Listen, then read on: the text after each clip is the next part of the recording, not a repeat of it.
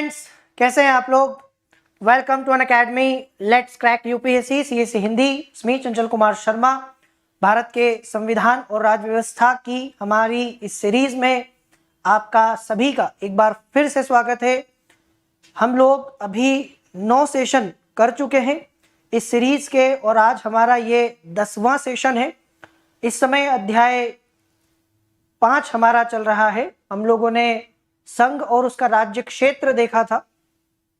मैंने आपको कल बताया कि किस प्रकार से अनुच्छेद 1, 2, 3, 4 संविधान का भाग 1 यूनियन एंड इट्स टेरिटरी किस प्रकार से भारत संघ में संसद को यह अधिकार देता है कि नए राज्यों का प्रवेश, स्थापना, गठन से संबंधित और पुनर्गठन से संबंधित कानून बनाए। अनुच्छेद 2 संसद को यह शक्ति देता है कि वो संघ में नए राज्यों को प्रवेश दे या उनकी स्थापना करे। और अनुच्छेद 3 जो है संसद को यह अधिकार देता है कि वर्तमान राज्यों के पुनर्गठन को भी वो विधि बनाकर कर सकती है। इस पूरी प्रक्रिया के बारे में हमने बात की थी। तो कैसे बनता है एक नया राज्य, कल हम लोगों ने देखा कि अगर पुनर्गठन करना हो तो 2 शर्तों का पालन करना जरूरी होता है। सबसे पहले तो भारत के राष्ट्रपति से इस प्रकार के विधेयक को लाने के लिए पूर्वानुमति लेनी पड़ती है, प्रायर रिकमेंडेशन चाहिए। उसके बाद राष्ट्रपति अनुमति देने से पहले संबंधित राज्य के पास में भेजते हैं उसका मत, उसकी राय जानने के लिए उस विधेयक को। और उसके बाद संसद साधारण बहुमत से एक प्रस्ताव पारित करके किसी राज्य के नाम में परिवर्तन कर सकती है, सीमा में परिवर्तन कर सकती है, किसी नए राज्य का गठन कर सकती है। तो अनुच्छेद 1, 2, 3 और 4 हमारा हो गया था। मैंने आपको राज्य पुनर्गठन का इतिहास भी बताया। भारत में आज़ादी के बाद कैसे भाषा के आधार पर राज्यों के गठन की मांग उठी। उसके बाद एक धर कमीशन आया, एस के धर की अध्यक्षता में 1948 में। फिर आप देखिए जेवीपी कमेटी आई। जेवीपी कमेटी में 3 लोग थे, जवाहरलाल नेहरू, वल्लभ भाई पटेल और पट्टाभी सीतारमैया। उसके बाद में आंध्र प्रदेश का गठन किया गया 1953 में भारत के पहले राज्य का भाषा के आधार पर। और उसके बाद में हम लोग डिस्कस कर रहे थे आगे कि किस प्रकार से भारत में फजल अली राज्य पुनर्गठन आयोग का गठन हुआ और उनकी सिफारिशों के आधार पर भारत में 1956 में ABCD की जो कैटेगरी है वो समाप्त कर दी गई और कुछ नए राज्य, 14 राज्य, 6 केंद्र शासित प्रदेश उस समय भारत में थे, जो मैंने आपको बताए थे। इसके आगे का इतिहास, आगे क्या हुआ, आगे किस प्रकार से और नए नए राज्य बनाए गए, कैसे यह संख्या आज 28 राज्य और 8 केंद्र शासित प्रदेश तक आई है, इसको हम लोग आज देखेंगे। और इसी के साथ हम लोग बात करेंगे भाग 2 नागरिकता के बारे में। इसके बाद एक और इम्पॉर्टेंट पार्ट हमारे संविधान का सिटीजनशिप, नागरिकता, उस पर भी हम लोग डिस्कस करेंगे आज के सेशन में। तो चलिए शुरुआत करें। सबसे पहले तो आप मुझे बताइए कि आप लोगों को मेरी आवाज ठीक से आ रही है। प्लीज कंफर्म, एक बार आप मुझे बताएं, कैन यू हियर मी। आवाज ठीक से आ रही है आप लोगों को मेरी? किसी तरह का कोई ऑडियो वीडियो इशू तो नहीं हो रहा है? चलिए, तो अनअकैडमी सब्सक्रिप्शन प्लेटफॉर्म के बारे में पता है आपको कि आप लोग यहाँ पर अपना सब्सक्रिप्शन ले सकते हैं और इंडिया के टॉप एजुकेटर से घर बैठे पढ़ सकते हैं। आप नॉर्मल सब्सक्रिप्शन लेना चाहें प्लस का तो नॉर्मल भी ले सकते हैं, आइकॉनिक लेना चाहें तो आइकॉनिक भी ले सकते हैं। आइकॉनिक सब्सक्रिप्शन में आपको एक personal coach, daily answer writing practice मिलेगा।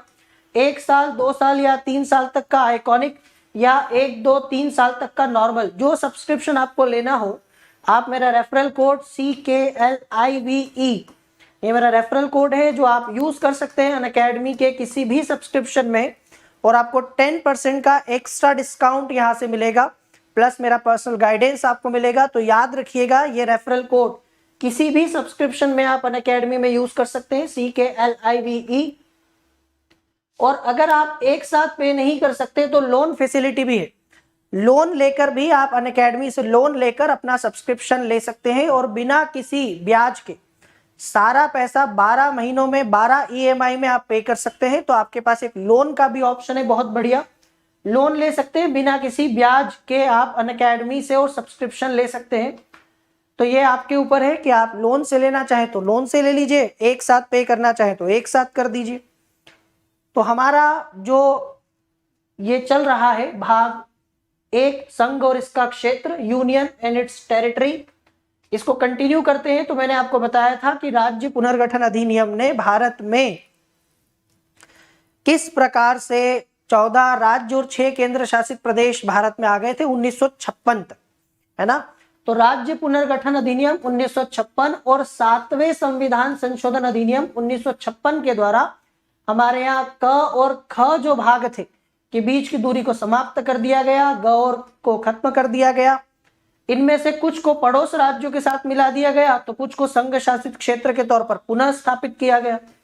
तो 1956 को 1 नवंबर को 14 राज्य और 6 केंद्र शासित प्रदेशों का गठन किया गया। हुआ क्या, कुछ जो छोटे छोटे राज्य थे उनको पड़ोसी राज्यों में मिला दिया गया, कुछ को केंद्र शासित प्रदेश या यूनियन टेरिटरी बना दिया, और इस प्रकार से भारत में 14 नए राज्य और 6 केंद्र शासित प्रदेश आए। राज्य पुनर्गठन अधिनियम 1956 के द्वारा कोची राज्य में जो त्रावणकोर था और मद्रास राज्य का जो मालाबार और दक्षिण कन्नड़ का जो कसरगोड़ा था, उसको मिलाकर एक नया राज्य बनाया गया, केरल। केरल को आप लोग जानते हैं कि भारत का सबसे दक्षिणी राज्य ये आपको मिलेगा। तो केरल का गठन किया गया। इस अधिनियम ने हैदराबाद राज्य के तेलुगु भाषी क्षेत्र को आंध्र राज्य में मिलाकर एक और नए राज्य आंध्र प्रदेश की स्थापना की। उसी प्रकार मध्य भारत राज्य, विंध्य प्रदेश राज्य और भोपाल राज्य को मिलाकर एक नया प्रदेश मध्य प्रदेश बनाया गया। 1 नवंबर 1956 को मध्य प्रदेश का गठन किया गया। इसके लिए विंध्य प्रदेश को, मध्य भारत को और भोपाल को, इनको मिलाया गया और मध्य प्रदेश का ये राज्य अस्तित्व में आया। केरल के लिए त्रावणकोर को, मालाबार को और कासरगोड को मिलाकर केरल राज्य बनाया गया। पुनः सौराष्ट्र और कच्छ राज्य को बॉम्बे राज्य में, कुर्ग राज्य को मैसूर में, पटियाला और पूर्वी पंजाब को पंजाब राज्य में और अजमेर को राजस्थान में विलय कर दिया गया। मैंने आपको कल बताया था कि भारत में जब ABCD वाली कैटेगरी थी तो कुल 29 राज्य थे। कितने राज्य थे? 29। तो 29 राज्य से हम लोग कहाँ आ गए? 14 राज्यों में। तो स्वाभाविक सी बात है, कई सारे राज्यों को दूसरे राज्यों में मिलाया गया होगा। बात समझ में आ रही है? 29 राज्य के आधे हो गए, 29 राज्य से 14 राज्य हो गए, तो कई सारे राज्यों को एक दूसरे राज्य में मिला दिया गया। तो ऐसे ही बॉम्बे में या बंबई जो राज्य था उस समय, महाराष्ट्र गुजरात नहीं था, तो बंबई में सौराष्ट्र और कच्छ का इलाका मिला दिया। कुर्ग जो था कर्नाटक में, वो मैसूर राज्य में मिला दिया गया, तब कर्नाटक को मैसूरी कहते थे। और पटियाला और पूर्वी पंजाब को पंजाब राज्य में मिलाया और अजमेर को राजस्थान में मिला दिया। इसके अलावा इस अधिनियम द्वारा नए संघ शासित प्रदेश जैसे लक्षद्वीप, मिनिकॉय और अमीन द्वीपों का सृजन करके मद्रास राज्य से अलग करके एक लक्षद्वीप समूह नाम का केंद्र शासित प्रदेश बना दिया गया। तो ये आप क्या देख रहे हो, मैं आपको बता रहा हूं किस प्रकार से भारत में आगे राज्यों का गठन हुआ, नए नए राज्य, नए नए केंद्र शासित प्रदेश बने 1956 के बाद। अब 1956 तक तो हम लोगों ने, मैंने आपसे कहा 14 राज्य, फिर एक बार बता रहा हूं, और 6 केंद्र शासित प्रदेश, ये 1956 का मामला। लेकिन हम रुके नहीं। 1956 के बाद भी भारत में कई सारे केंद्र शासित प्रदेशों का, कई सारे नए राज्यों का गठन किया गया। तो कैसे? 1956 में जो व्यापक स्तर पर राज्यों का पुनर्गठन हुआ था, उसके बावजूद भारत में राजनीतिक मानचित्र में व्यापक विभेदता और राजनीतिक दबाव के चलते परिवर्तन की आवश्यकता महसूस की गई। दरअसल सबको लगने लगा था कि 1956 में जो भारत में इतना बड़ा परिवर्तन हुआ, इतने सारे राज्य आ गए, इतने सारे केंद्र शासित प्रदेश आ गए, तो शायद भविष्य में और ज्यादा राज्यों की जरूरत नहीं पड़ेगी, और ज्यादा राज्य बनाने नहीं पड़ेंगे। लेकिन विभिन्न कारणों से जैसे यहाँ पर भारत का जो राजनीतिक व्यापक मानचित्र है, उसमें बहुत सारी व्यापक विभेदता थी, राजनीतिक दबाव था, इसके चलते और ज्यादा परिवर्तन करने की आवश्यकता महसूस हुई। भाषा या सांस्कृतिक एकरूपता और अन्य कारणों के चलते दूसरे राज्यों से और भी ज्यादा राज्यों से दूसरे अन्य राज्यों से दूसरे राज्यों की मांग उठने लगी। तो हमें 1956 के बाद भी समय समय पर नए नए राज्य बनाने पड़े। कब कब कौन कौन सा राज्य बनाया गया, यहां से क्वेश्चन पहले भी यूपीएससी में आया हुआ है। भारत में कब किस समय किस राज्य का गठन किया गया, यह क्वेश्चन आया हुआ है, आपको पता होना चाहिए। सबसे पहले देखो 1960 में भारत में जो बंबई राज्य था उसमें 2 भाषा बोलने वाले लोग रहते थे। इस राज्य में गुजराती बोलने वाले लोग भी रहते थे,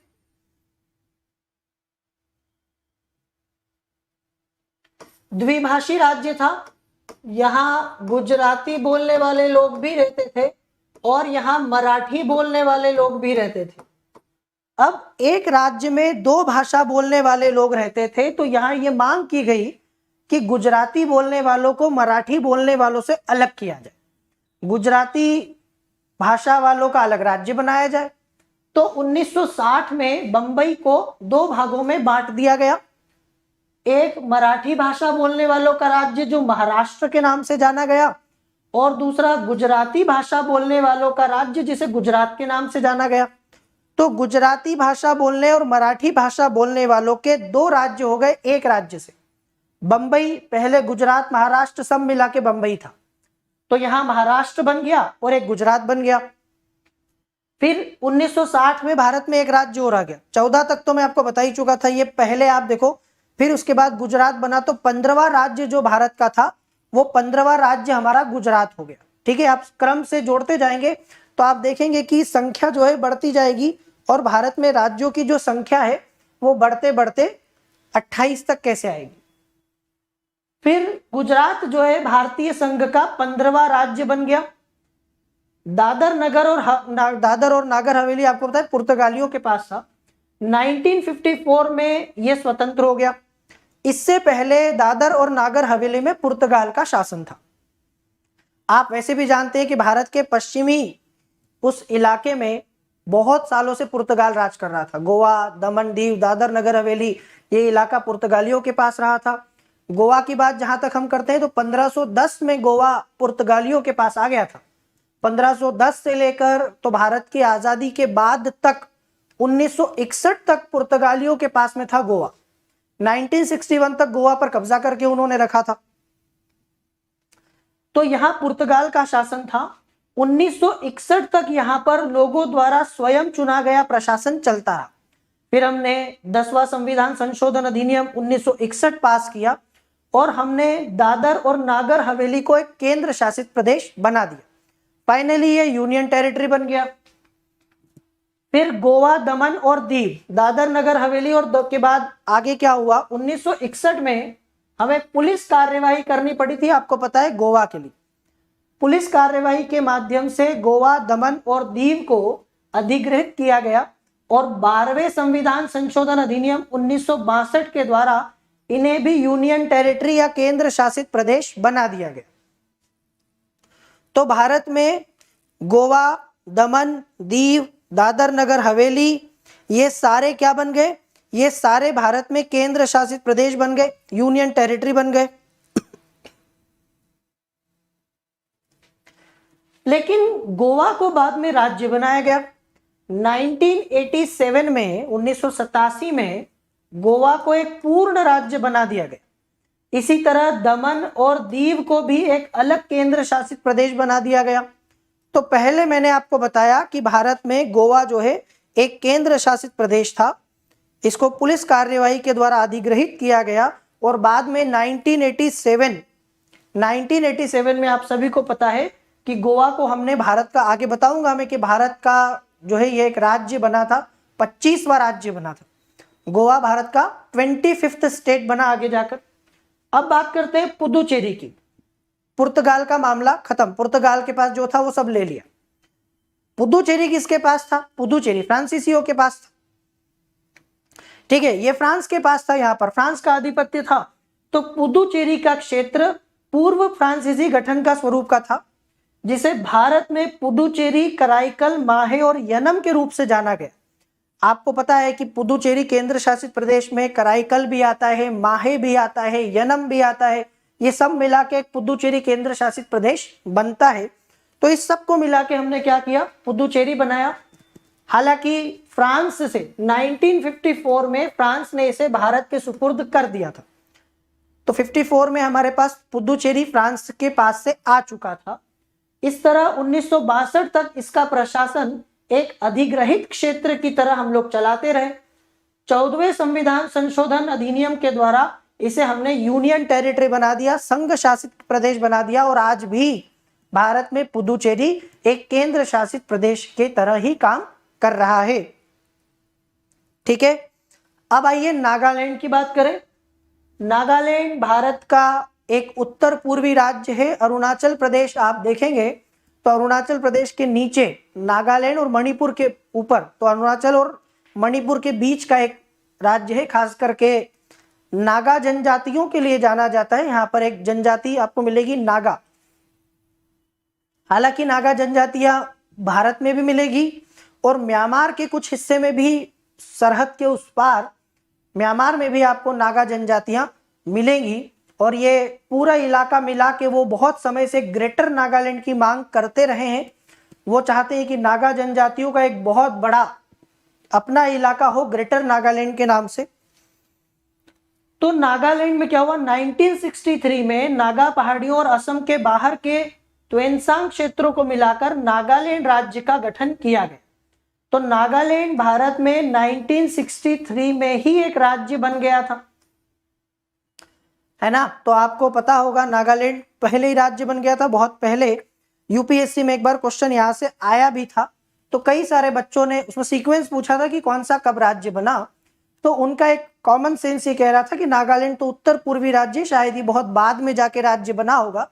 लेकिन नागालैंड भारत के कई सारे राज्यों से पहले एक राज्य के रूप में गठित हो चुका था 1963 में। ये हमारा 16वां राज्य था। 15वां गुजरात, 16वां राज्य भारत का बना नागालैंड। ऐसा किया गया था नागा आंदोलनकारियों की मांगों की संतुष्टि के लिए। हालांकि नागालैंड को भारतीय संघ के 16वें राज्य का दर्जा देने से पहले 1961 में असम के राज्यपाल के नियंत्रण में इसको रखा गया था।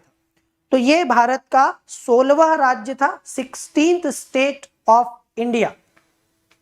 15वां गुजरात, 16वां नागालैंड। फिर इसके बाद हमने कुछ और राज्य बनाए, हरियाणा, चंडीगढ़, हिमाचल प्रदेश। 1966 में पंजाब राज्य से हमने एक और राज्य बनाया। एक्चुअली पंजाब में कुछ लोग ऐसे थे जो पंजाबी बोलते हैं और कुछ लोग जो हिंदी बोलते थे।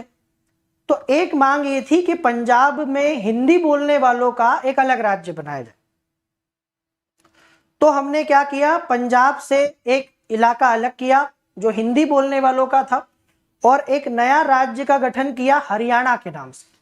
तो हमारे देश का 17वां राज्य बना हरियाणा। 1966 में पंजाब से अलग करके इसको राज्य बनाया और इनके बीच में लड़ाई हो गई चंडीगढ़ को लेकर, क्योंकि चंडीगढ़ आपको पता है कि एक विकसित शहर है। तो राजधानी को लेकर दोनों के बीच विवाद हो गया। पंजाब चाहता था कि चंडीगढ़ उसकी राजधानी बने, पंजाब में रहे। हरियाणा चाहता था कि चंडीगढ़ उसके पास में रहे, उसकी राजधानी बने। तो जब पंजाब से हरियाणा को अलग किया गया, उसी समय चंडीगढ़ को केंद्र शासित प्रदेश बना दिया गया। चूंकि आपको पता है कि आज भी भारत में चंडीगढ़ केंद्र शासित प्रदेश है। चंडीगढ़ पंजाब और हरियाणा दोनों की राजधानी है। और ये ऐसा इसलिए हुआ था क्योंकि दोनों में चंडीगढ़ को लेकर विवाद, ऐसा कई बार होता है। जब बंबई से गुजरात को अलग किया गया तो बंबई को लेकर विवाद हुआ। गुजरात भी चाहता था कि बंबई उसकी राजधानी बने और महाराष्ट्र भी चाहता था कि बंबई उसकी राजधानी बने। अभी हाल ही में ऐसा एक विवाद आपने देखा होगा आंध्र प्रदेश और तेलंगाना के बीच में। जब आंध्र प्रदेश से तेलंगाना को अलग किया गया तो हैदराबाद को लेकर विवाद था। आंध्र प्रदेश अपनी राजधानी हैदराबाद को चाहता था और तेलंगाना भी अपनी राजधानी हैदराबाद को चाहता था। तो कुछ समय तक दोनों की कॉमन राजधानी रखी गई थी, आंध्र प्रदेश और तेलंगाना दोनों के हैदराबाद। अब आंध्र प्रदेश की राजधानी अमरावती को बनाया गया है। तो विवाद इस प्रकार के हमेशा जब भी कोई राज्य का विभाजन होता है तो होता रहता है। ठीक है, अब यहां पर क्या हुआ, यहां पर केंद्र शासित प्रदेश चंडीगढ़ का गठन किया गया। इसके बाद सिखों के लिए पृथक सिंह गृह राज्य की मांग उठने लगी। यह मांग अकाली दल के नेता मास्टर तारा सिंह के नेतृत्व में उठी। आपको पता है कि पंजाब में बहुत समय तक एक आंदोलन चला है खालिस्तान को लेकर, एक अलग पंजाब को लेकर, सिखों के लिए एक अलग देश को लेकर, बहुत सारे विवाद उससे जुड़े हैं। फिर शाह आयोग की सिफारिश पर पंजाबी भाषी क्षेत्र को पंजाब राज्य और हिंदी भाषी क्षेत्र को हरियाणा के राज्य के रूप में स्थापित किया गया और हिमाचल प्रदेश जो इससे लगा हुआ था, हिमाचल प्रदेश को केंद्र शासित प्रदेश का दर्जा दिया गया। तो पंजाब से हरियाणा एक नया राज्य बना दिया गया और हिमाचल प्रदेश को एक केंद्र शासित प्रदेश बना दिया गया। लेकिन 1971 में हिमाचल प्रदेश को यूनियन टेरिटरी से पूरा राज्य बना दिया। भारत का 18वां राज्य। हम लोग देखो कैसे एक एक करके क्रम से आगे बढ़ रहे हैं। हमने देखा कि भारत का 15वां राज्य जो था वो गुजरात था, 16वां राज्य जो था वो नागालैंड था, 17वां राज्य जो था वो हरियाणा है और 18वां राज्य जो है भारत का वो हिमाचल प्रदेश है। 1971 में यूनियन टेरिटरी हिमाचल प्रदेश को, केंद्र शासित प्रदेश हिमाचल प्रदेश को एक राज्य का दर्जा दिया गया। तो 1971 से यह भी राज्य बन गया। उसके अगले साल भारत में आए 3 और नए राज्य, मतलब 18 के बाद 19, 20, 21। 1972 में पूर्वोत्तर भारत के राजनीतिक मानचित्र में व्यापक परिवर्तन किए गए। मणिपुर जो केंद्र शासित प्रदेश था और त्रिपुरा और मेघालय, इन सभी को राज्य का दर्जा दिया गया। तो एक साथ भारत के 3 राज्य आए, मणिपुर, त्रिपुरा, मेघालय। 18 के बाद 19, 20, 21 और साल था 1972। इसके अलावा 2 और केंद्र शासित प्रदेश जैसे मिजोरम और अरुणाचल प्रदेश, ठीक है, वो भी अस्तित्व में आए। तो न सिर्फ मणिपुर, त्रिपुरा, मेघालय बना, बल्कि मिजोरम और अरुणाचल प्रदेश को यूनियन टेरिटरी भी साथ साथ बनाया। तब ये भी राज्य नहीं थे। मिजोरम और अरुणाचल प्रदेश भी तब भारत में केंद्र शासित प्रदेश थे, राज्य नहीं थे। इसके साथ ही भारत में राज्यों की संख्या 21 हो गई। अब आप समझ गए होंगे, मणिपुर 19वां, त्रिपुरा 20वां और मेघालय भारत का 21वां राज्य बना 1972 में। 22वें संविधान संशोधन अधिनियम 1969 के द्वारा मेघालय को स्वायत्त शासी राज्य बनाया गया। यह असम में उपराज्य के रूप में भी जाना जाता था, जिसका अपना मंत्री परिषद हुआ करता था। हालांकि यह मेघालय के लोगों की महत्वाकांक्षा की पूर्ति नहीं कर पाया। मिजोरम और अरुणाचल प्रदेश संघ शासित प्रदेश को असम क्षेत्र से अलग कर दिया गया। बाद में इनको भी राज्य बनाया। तो हम लोग कहां तक आ गए हैं? 21 राज्य तक हम लोग आ चुके हैं। अब सिक्किम की बात करते हैं। तब तक सिक्किम भारत का एक राज्य नहीं था। 1947 तक, जब तक अंग्रेज भारत रहे, मैं आपको सिक्किम की हिस्ट्री बताऊं तो 1947 तक सिक्किम कहां, आपने देखा होगा कि भारत में एक बहुत ही छोटा सा स्टेट है। जनसंख्या की दृष्टि से भारत का सबसे छोटा राज्य माना जाता है। पश्चिम बंगाल के ऊपर एक अंगूठे के रूप में आपको छोटा सा राज्य दिखाई देगा, जिसके एक तरफ नेपाल है और दूसरी तरफ भूटान है। नेपाल और भूटान के बीच में एक छोटा सा राज्य सिक्किम। 1947 तक सिक्किम भारत का एक शाही राज्य था, मतलब यहां राजतंत्र था और यहां चोग्याल नाम के एक शासक का शासन हुआ करता था। तो ये राजतंत्र वाला मामला यहां पर चलता था। 1947 में जब अंग्रेजी राज खत्म हुआ, जब अंग्रेज चले गए, भारत आजाद हो गया, तो उसके बाद सिक्किम को भारत के द्वारा रक्षित किया गया, क्योंकि छोटा सा तो देश था, छोटा सा राज्य था। ठीक है, अंग्रेजों के जाने के बाद सिक्किम एक प्रकार से लावारिस हो गया। छोटा सा तो मैंने कहा कि क्षेत्रफल है इसका, तो भारत के द्वारा इसको रक्षित किया गया, मतलब इसकी रक्षा वगैरह सब भारत ने संभाल ली। भारत सरकार ने इसके रक्षा, विदेशी मामले और संचार का उत्तरदायित्व ले लिया। तो कुल मिला के भारत के एक प्रकार से अधीन ही हो गया, क्योंकि रक्षा, विदेशी मामले, इसके संचार के मामले भारत सरकार के पास थे। तो भारत सरकार ही इसका ये जो महत्वपूर्ण दायित्व है वो संभाल रही थी। 1974 में सिक्किम ने भारत के प्रति अपनी इच्छा दर्शाई। अब जैसे जैसे समय बीता, 1974 में 1947 के बाद से लेके 1974 तक तो ये सब ऐसा ही चलता रहा, चोग्याल का शासन चलता रहा। लेकिन 1974 में सिक्किम की तरफ से कुछ हमें ऐसी उम्मीद दिखाई दी कि सिक्किम जो है वो भारत में शामिल होना चाहता है, कहीं ना कहीं भारत के साथ जुड़ना चाहता है। तो हमारी संसद ने 35वां संविधान संशोधन अधिनियम 1974 को लागू किया और सिक्किम को भारत के एक संबद्ध राज्य का दर्जा दिया, मतलब भारत से जुड़ा हुआ, कि अब सिक्किम भी भारत का एक हिस्सा है। एक संबद्ध राज्य के रूप में, एक एसोसिएट स्टेट के रूप में सिक्किम अब भारत में जुड़ गया। पूरी तरह नहीं हुआ, पूरी तरह से भारत में शामिल नहीं हुआ, बाकी राज्यों की तरह शामिल नहीं हुआ, एक संबद्ध राज्य के रूप में शामिल हुआ।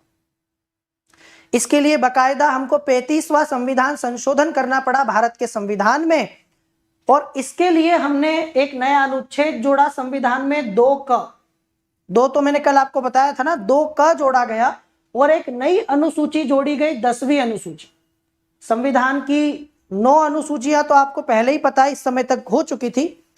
अब एक नई अनुसूची संविधान में और जोड़ी गई, 10वीं अनुसूची, और सिक्किम के प्रावधान किए गए, विशेष दर्जे दिए गए उसको एक प्रकार से। तो सिक्किम भारत में पूरी तरह शामिल नहीं हुआ, एक संबद्ध राज्य के रूप में आ गया। अब कई सारे बच्चे कहते हैं कि सर 10वीं अनुसूची तो हमने दल बदल के लिए पढ़ी है। कई सारे स्टूडेंट्स का ये कहना है कि सर दल बदल कानून की अनुसूची भी तो 10वीं है ना।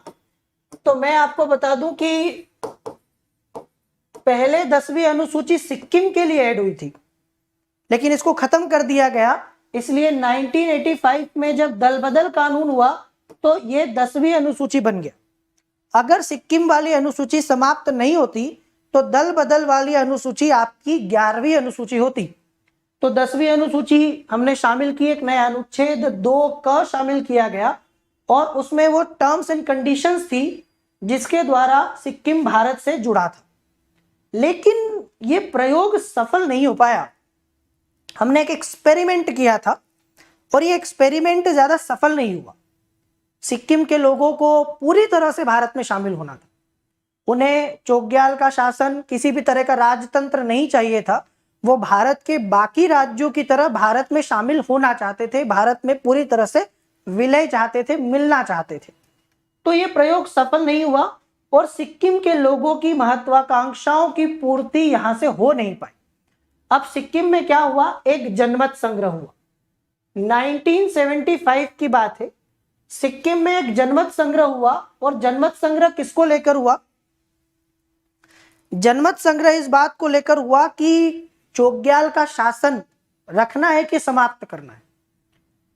तो इस जनमत संग्रह में सिक्किम के लोगों ने बहुमत से इस पक्ष में फैसला दिया कि चोग्याल का शासन या राजतंत्र जो सिक्किम में चल रहा है वो खत्म होना चाहिए।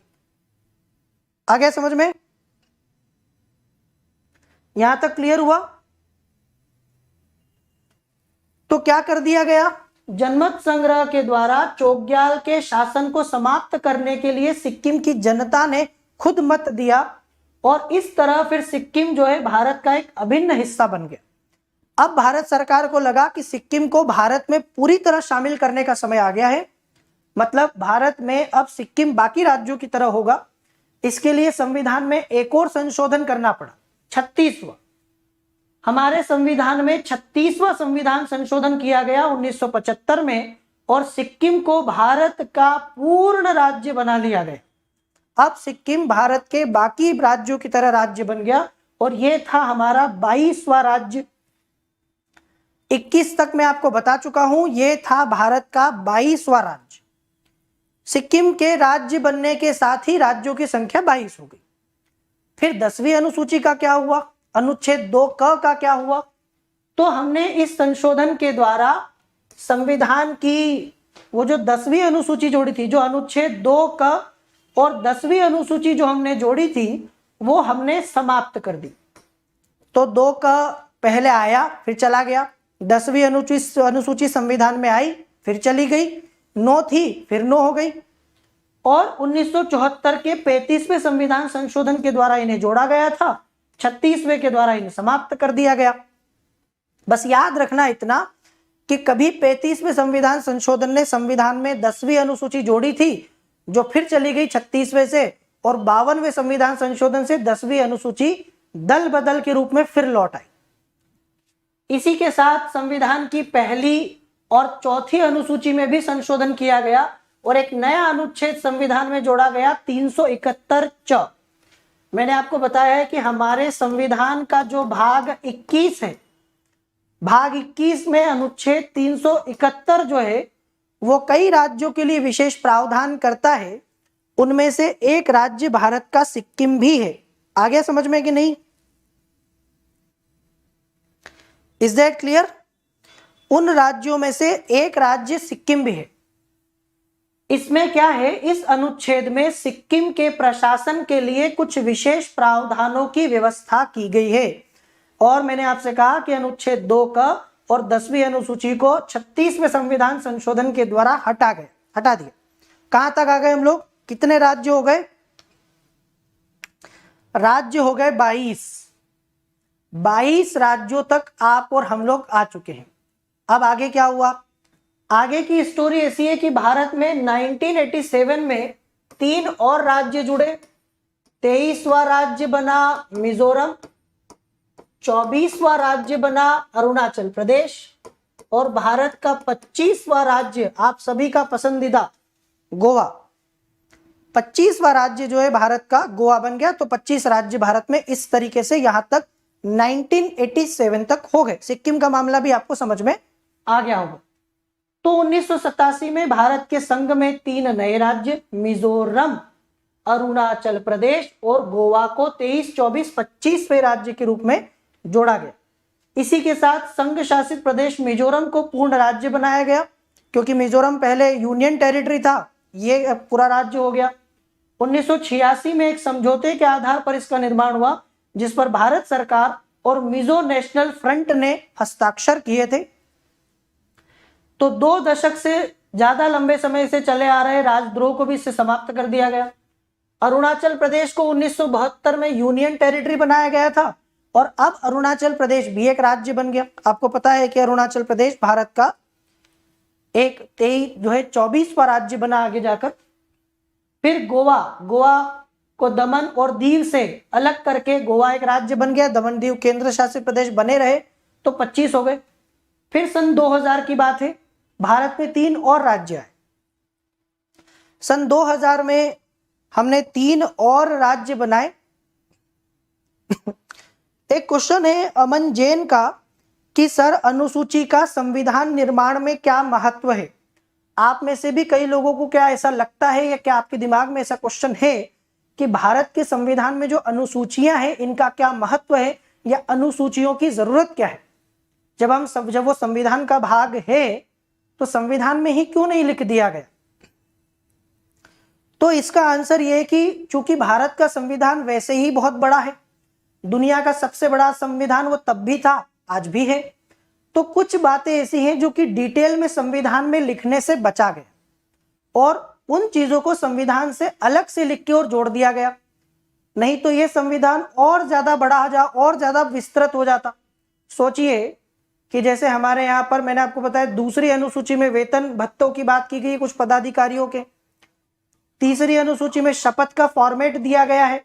अगर ये शपथ के फॉर्मेट वगैरह ये सब भी संविधान में लिख दोगे तो संविधान कितना बड़ा हो जाएगा। और तो कुछ चीजें ऐसी हैं जिन्हें डिटेल में लिखने की जरूरत थी, और उनसे शायद हमारा संविधान और विस्तृत हो जाता। उनको अलग से लिख के हमने संविधान में शामिल किया है अनुसूचियों के रूप में। समझ में आ रही मेरी बात? जो चीज संविधान में लिखी गई है उन्हीं चीजों को एक्सप्लेन करने के लिए, उन्हीं चीजों को डिटेल में लिखने के लिए, उनसे जुड़े हुए विस्तृत प्रावधानों को लिखने के लिए अनुसूचियां बनाई गई है। अनुसूचियां संविधान ही है, संविधान का भाग है। संविधान के संशोधन के द्वारा ही अनुसूचियों में संशोधन संभव है, लेकिन वो क्यों लाई गई है ये आपको समझ में आ गया होगा। ठीक है, इज दैट क्लियर?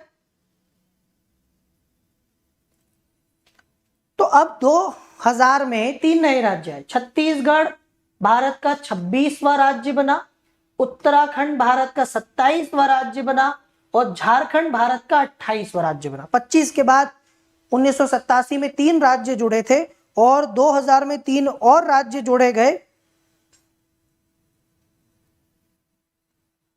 और वो नए राज्य कौन से हैं? वो नए राज्य हैं छत्तीसगढ़, उत्तराखंड, झारखंड। तो 2000 में मध्य प्रदेश से अलग करके छत्तीसगढ़ बनाया गया, उत्तर प्रदेश से अलग करके उत्तराखंड बनाया गया और बिहार से अलग करके झारखंड बनाया गया। और इस प्रकार से 26, 27 और 28 तक हम लोग आ गए सन 2000 तक। 2000 से लेके 2014 तक भारत में 28 राज्य थे। उस समय 28 राज्य, 7 केंद्र शासित प्रदेश हुआ करते थे। अब 2014 में क्या हुआ, आंध्र प्रदेश से तेलंगाना की मांग काफी पुरानी थी, तो आंध्र प्रदेश से 2014 में तेलंगाना राज्य को अलग किया गया। आंध्र प्रदेश का कुछ भूभाग तोड़ा गया और भारत का 29वां राज्य अस्तित्व में आया। आंध्र प्रदेश राज्य पुनर्गठन अधिनियम 1953 ने भारत में भाषा के आधार पर पहले राज्य का निर्माण किया था आंध्र प्रदेश का, जिसमें तमिलनाडु के तेलुगु भाषी क्षेत्र भी शामिल किए गए थे। तो तेलंगाना की मांग यहां से उठी और तेलंगाना एक नया राज्य बन गया। कुर्नूल आंध्र प्रदेश राज्य की राजधानी थी, जबकि गुंटूर में राज्य का उच्च न्यायालय स्थापित था। 1956 के राज्य पुनर्गठन अधिनियम के द्वारा हैदराबाद राज्य के तेलुगु भाषी क्षेत्रों को आंध्र प्रदेश में मिलाया गया और एक बृहत्तर आंध्र प्रदेश की स्थापना हुई, जिसकी राजधानी हैदराबाद बनाई गई। फिर 2014 में आंध्र प्रदेश पुनर्गठन अधिनियम के द्वारा तेलंगाना और आंध्र प्रदेश में 2 भागों में इस राज्य को हमने बांट दिया। तो ये हो गए 29 राज्य। कितने हो गए? 29। फिर अभी आपको पता है कि लेटेस्ट में जम्मू कश्मीर का मामला, जब भारत में 370 में परिवर्तन किया गया, संशोधन किया गया और जम्मू कश्मीर के विशेष राज्य के दर्जे को हटा के उसको राज्य से केंद्र शासित प्रदेश बनाया गया, तो राज्यों की संख्या में 1 कमी हो गई और 29 राज्य के 28 राज्य हो गए। जम्मू कश्मीर के जाने के बाद 29 राज्यों से संख्या आ गई 28 पर। जम्मू और कश्मीर और लद्दाख का मामला आपको पता है कि जम्मू कश्मीर संघीय क्षेत्र बनाया गया, केंद्र शासित प्रदेश बनाया गया, तो पूर्व के जम्मू कश्मीर राज्य के सारे जिले इसमें शामिल हैं, कारगिल और लेह जिलों को छोड़कर। जो कारगिल और लेह जिले हैं उनको लद्दाख के यूनियन टेरिटरी या लद्दाख के संघ प्रशासित क्षेत्र में शामिल किया गया। तो इस प्रकार से भारत में 29 राज्य का 1 राज्य और कम हो गया, 28 हो गए और 2 यूनियन टेरिटरी बढ़ गए। पहले 7 केंद्र शासित प्रदेश थे, इसके बाद 9 हो गए, तो भारत में 28 राज्य और 9 केंद्र शासित प्रदेश हो गए। अब आपको पता होगा कि वर्तमान में भारत का सबसे बड़ा केंद्र शासित प्रदेश क्षेत्रफल में, इससे पहले तक भारत का सबसे बड़ा केंद्र शासित प्रदेश, सबसे छोटा केंद्र शासित प्रदेश लक्षद्वीप था और सबसे बड़ा केंद्र शासित प्रदेश अंडमान निकोबार द्वीप समूह था। लेकिन जब जम्मू कश्मीर को यूनियन टेरिटरी बनाया, तो आज भारत का सबसे बड़ा यूनियन टेरिटरी केंद्र शासित प्रदेश जम्मू कश्मीर है और दूसरे नंबर पर लद्दाख आता है।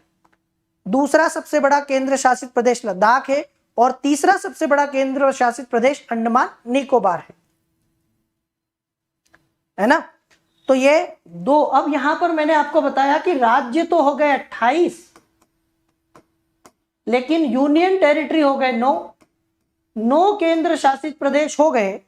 तो पिछले 2020 में आपको पता होगा कि सरकार ने क्या किया, दमन दीव और दादर नगर हवेली को मिला के 1 कर दिया। दमन दीव एक अलग यूनियन टेरिटरी था, दादरा और नागर हवेली अलग यूनियन टेरिटरी था, अब ये 1 हो गया, तो 1 यूनियन टेरिटरी कम हो गया। तो इसलिए भारत में वर्तमान में 28 राज्य हैं और 8 केंद्र शासित प्रदेश हो गए। ये मामला समझ में आया सभी को? Is that clear?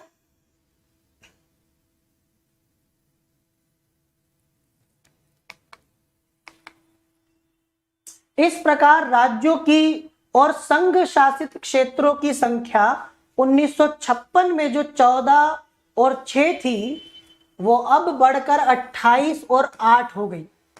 इस बीच मैंने आपको बताया कि कई सारे यूनियन टेरिटरी को राज्य बनाया गया, कई सारे राज्यों को तोड़कर नए राज्य बनाए गए, तो राज्य डबल हो गए, 14 के 28 राज्य हो गए और 6 केंद्र शासित प्रदेश के 8 हो गए। हालांकि परिवर्तन सिर्फ यही नहीं हुआ, नामों में भी परिवर्तन हुआ। समय समय पर भारत में, चूंकि मैंने आपको बताया था ना फिदा वाला फॉर्मूला, अनुच्छेद 3 संसद को यह शक्ति देता है कि वो किसी राज्य के नाम में भी परिवर्तन कर सकती है, alter the name of any state. तो समय समय पर हमारी संसद ने राज्यों के नामों में भी परिवर्तन किए हैं। कैसे? कुछ राज्यों और संघ शासित क्षेत्रों के नामों में भी परिवर्तन किया गया।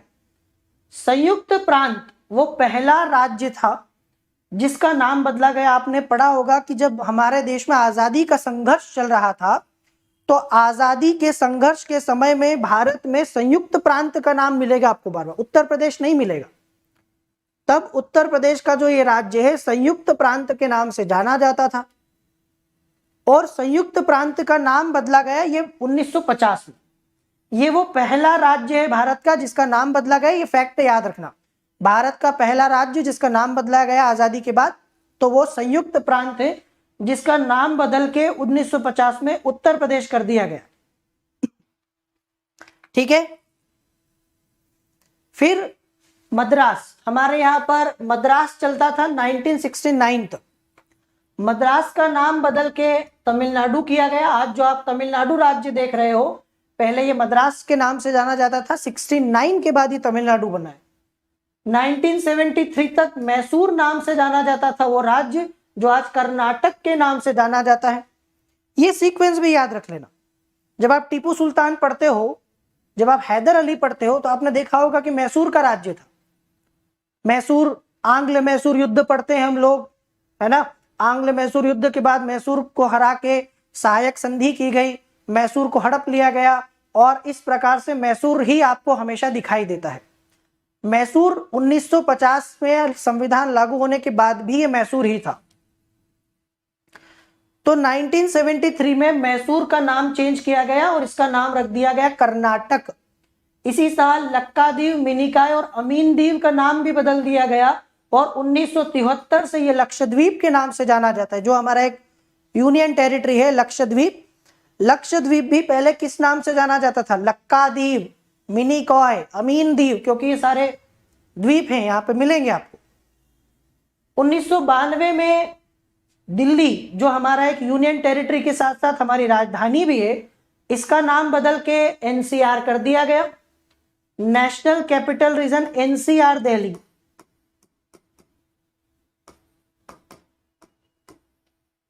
(1992) से आप सभी जानते हैं कि ये एक नेशनल कैपिटल रीजन के नाम से जाना जाता है और बिना पूर्ण राज्य का दर्जा दिया, इसको अभी भी पूर्ण राज्य का दर्जा दिया नहीं गया है। तो 69th अमेंडमेंट, 69वां संविधान संशोधन के द्वारा 1991 में ऐसा किया गया था। फिर 2006 में चूंकि उत्तराखंड बनाया गया था, आपको पता है कि उत्तरांचल सन 2000 में यूपी से अलग करके एक राज्य बनाया गया, भारत का 27वां राज्य उत्तरांचल। उत्तरांचल का नाम बदल के उत्तराखंड कर दिया गया, यूके कर दिया गया। उत्तराखंड पहले उत्तरांचल के नाम से जाना जाता था। इसी साल पौंडीचेरी का नाम बदल के पुडुचेरी किया है, पुडुचेरी। पौंडीचेरी का नाम बदल के हमने 2006 में पुडुचेरी कर दिया। तो नाम परिवर्तन ऐसे हुआ। 2011 में हमने उड़ीसा का नाम बदलकर ओडिशा कर दिया, है ना। उड़ीसा का ओडिशा हो गया और जो भाषा है उड़िया, उड़िया भाषा को अब ओडिशी कहा जाता है। भाषा का नाम क्या हो गया? भाषा का नाम भी उड़िया नहीं है, अब उड़िया की जगह ओडिशी चलता है। तो 2011 में उड़ीसा का नाम बदल के ओडिशा किया गया। शेक्सपियर ने कहा है, व्हाट्स इन द नेम, नाम में क्या रखा है, लेकिन नाम में बहुत कुछ रखा हो। हमारे यहाँ पर हालांकि नाम में बदल परिवर्तन करना बहुत मुश्किल नहीं है। संसद किसी भी राज्य के नाम में परिवर्तन कर सकती है चुटकी बजा के। हालांकि राज्य से पूछा जाता है लेकिन राज्य का मत बाध्यकारी नहीं होता, राज्य चाहे ना चाहे नाम बदल सकते हैं। तो ये एक और नाम परिवर्तन हमारे यहाँ उड़ीसा का ओडिशा। तो इस प्रकार से आपने देखा कि भाग 1 हमारा ये पूरा हुआ। अब हम भाग 2 शुरू करने जा रहे हैं, नागरिकता। मुझे नहीं लगता कि इससे ज्यादा डीप में कोई क्वेश्चन यहां से बनेगा। जो कुछ भी क्वेश्चन यहां से बन सकते हैं, जितना भी आपसे पूछा जा सकता है, वो मैंने आपको सब बताया। एक चीज और रह गई जो आपको पता होना चाहिए, और वो है नए राज्यों के निर्माण के। भाई अभी भी भारत में आपको पता है कि कई सारे नए राज्यों की मांग आज भी है। तो नए राज्यों की जो मांगे हैं उसके पक्ष और विपक्ष में तर्क, थोड़ा सा आराम से बैठ के सोचिएगा कि भारत में नए राज्य बनाए जाने, क्योंकि 28 राज्य हो चुके हैं, क्या भारत में और राज्य बनाए जाने चाहिए? तो क्यों? क्या तर्क क्या है पक्ष में? क्या बनाए जाने चाहिए? नहीं बनाए जाने तो क्यों नहीं बनाए जाने चाहिए? विपक्ष में तर्क क्या है? आपको नए राज्यों के पक्ष में भी तर्क मिलेंगे और विपक्ष में भी। आज भी आपको इस पद में जैसा कि कह रहा हूं कि बहुत सारे इलाकों से आज भी नए नए राज्यों की मांग भारत में उठती रहती है। कई सारों को अपना नया राज्य चाहिए, तो क्यों चाहिए और क्यों नहीं देना चाहिए, इस पर आप लोग थोड़ा सा विचार करना, नहीं तो मैं आपको बता दूंगा कि इसका पक्ष और विपक्ष में तर्क क्या हो सकता है फिलहाल के लिए। लेकिन ये मैं आपके ऊपर छोड़ रहा हूं, क्योंकि थोड़ी बहुत मेहनत आपको भी अपने स्तर पर करनी चाहिए, नहीं तो मैं आपको बता दूंगा कि पक्ष और विपक्ष में तर्क क्या हो सकते हैं। अब हम शुरू करने वाले हैं भाग 8 और भाग 6, इस किताब का पार्ट 6 और हमारे संविधान का भाग 2 नागरिकता। संविधान का भाग 2 नागरिकता, सिटीजनशिप, ये आपको मिलेगा अनुच्छेद 5 से लेकर 11 तक। और ये वो भाग है जो पिछले कुछ समय से बहुत चर्चा में रहा। हम बार बार न्यूज में पढ़ते हैं CAA, सिटीजनशिप अमेंडमेंट एक्ट, नागरिकता संशोधन अधिनियम। तो पिछले कुछ समय से CAA के कारण केंद्र शासित प्रदेशों की संख्या 8 है भारत में, 9 नहीं है अभी। पिछले कुछ समय में हम लोग नागरिकता से जुड़े हुए बहुत सारे प्रावधानों को देख चुके हैं। काफी सारे यहाँ से विवाद हैं, काफी सारी चर्चा इसको लेकर होती रही है पिछले कुछ समय में। तो इस पर थोड़ा सा एक रोशनी डाल लेते हैं। नागरिकता वाला ये भाग समझने की कोशिश करिए, 5 से 11। नागरिकता से पहले ये समझिए कि नागरिक क्या होता है। नागरिक, या जिसे आप लोग कहते हो सिटीजन, जैसे हम लोग कहते हैं ना, हम भारत के नागरिक हैं, वो अमेरिका का नागरिक है, वो पाकिस्तान का नागरिक है, वो ब्रिटेन का नागरिक है। तो किसी देश का नागरिक होने का मतलब क्या होता है? आप नागरिक हो, मैं नागरिक हूं भारत का, तो क्या इसका क्या मतलब है? नागरिकता को समझने से पहले, नागरिक को समझना जरूरी। सिटीजन या नागरिक क्या होता है? तो देखो, किसी भी देश का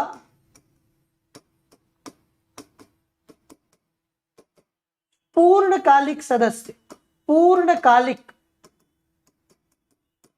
फुल टाइम मेंबर, जिसको इंग्लिश में हम कहेंगे फुल टाइम मेंबर, मतलब जन्म से लेकर मृत्यु तक वो उस देश में रहता है, उस देश के संसाधनों का उपभोग करता है, उस देश के कई सारे अधिकारों को प्राप्त करने का अधिकारी होता है।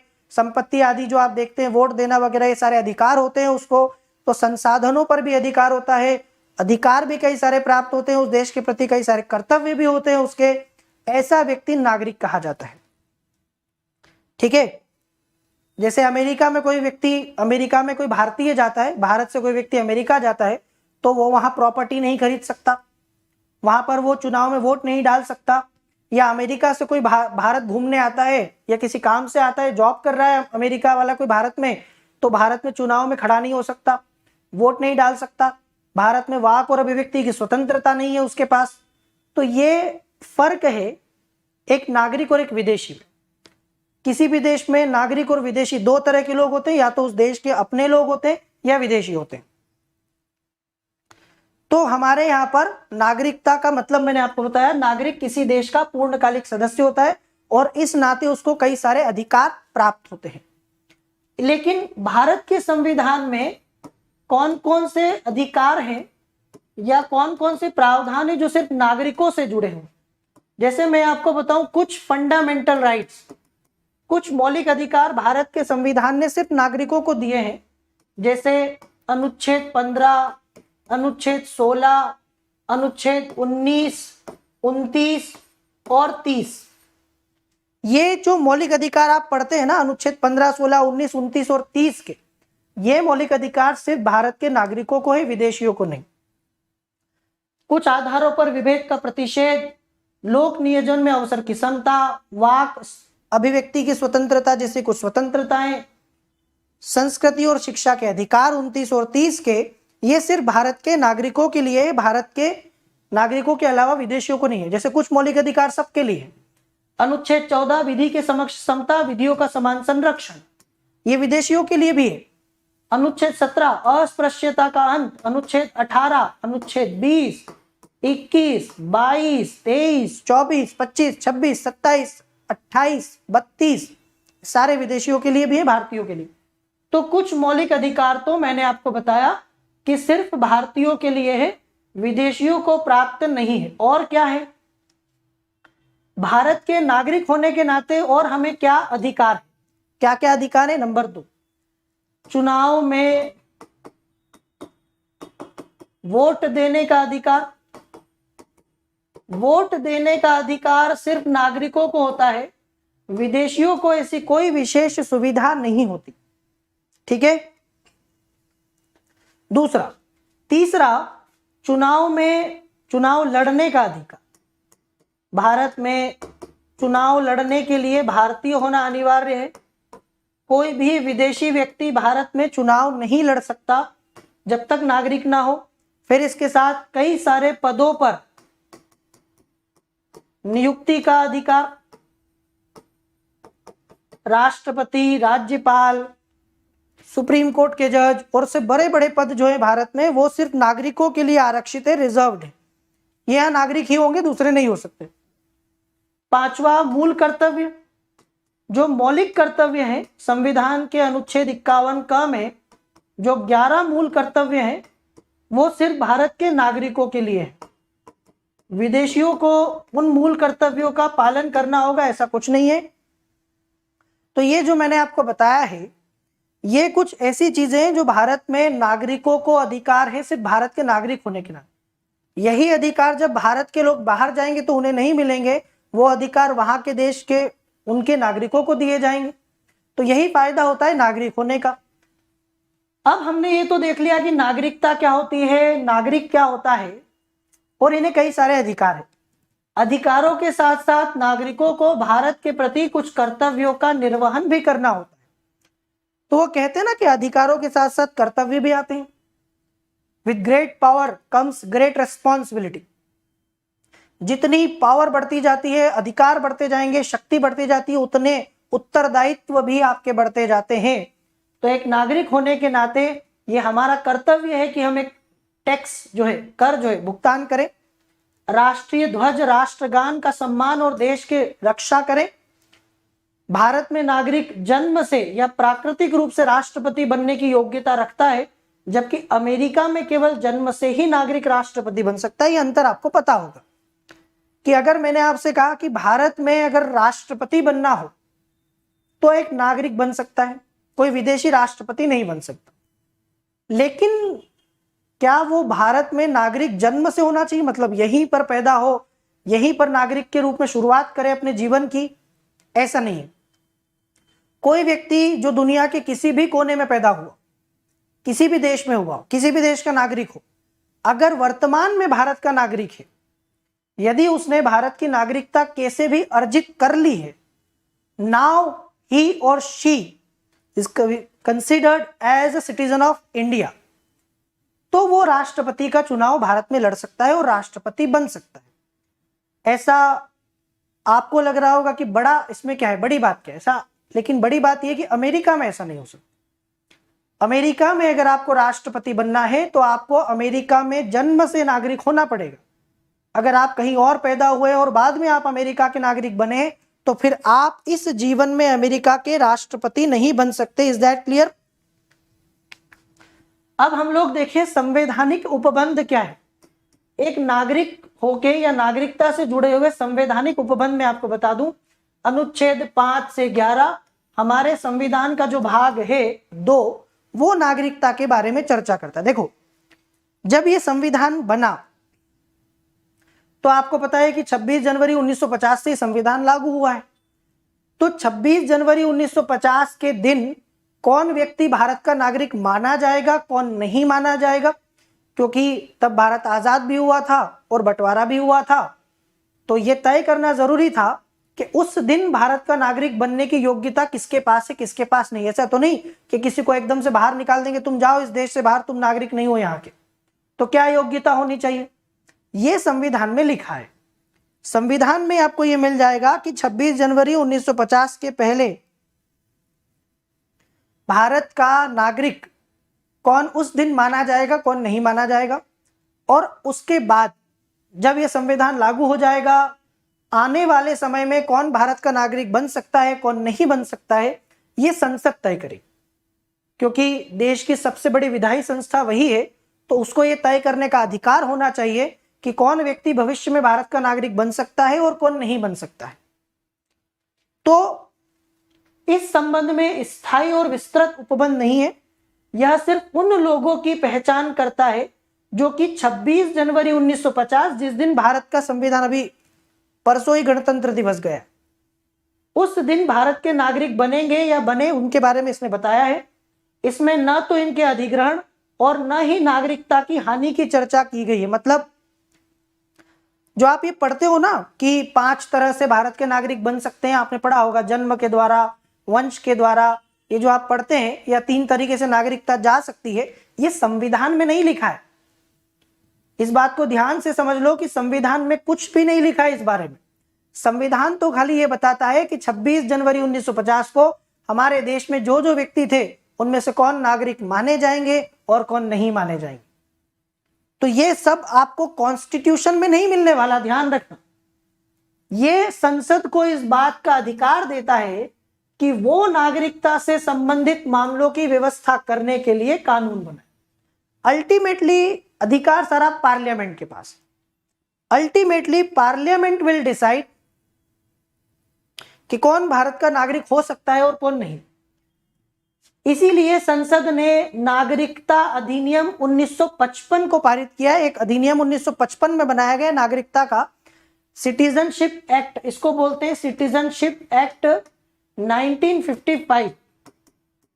हाल ही में भारत में इतने बवाल, इतने धमाल और इतने सारे विवादों का जो ये कारण रहा है, ये अधिनियम, आपको पता होगा क्योंकि अभी सरकार ने हाल ही में नागरिकता अधिनियम में संशोधन किया। सिटीजनशिप अमेंडमेंट एक्ट, नागरिकता संशोधन अधिनियम, जो 1955 का ये अधिनियम है, इसमें कुछ संशोधन किया गया क्योंकि सरकार कुछ प्रावधान अपने लागू करना चाहती। हालांकि ऐसा नहीं है कि पहली बार भारत में नागरिकता अधिनियम में संशोधन हुआ है, ऐसा नहीं है। भारत के नागरिकता अधिनियम में कई बार संशोधन हुआ है, पर पहले कभी इस तरीके का बवाल नहीं मचा।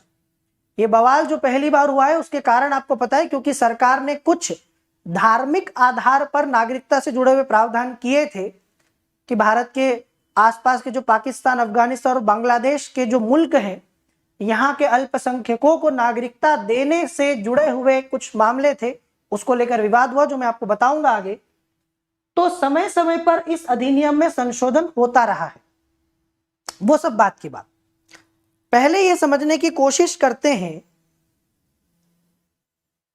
पहले हम लोग ये समझने की कोशिश करते हैं कि 26 जनवरी 1950 को क्या माजरा था।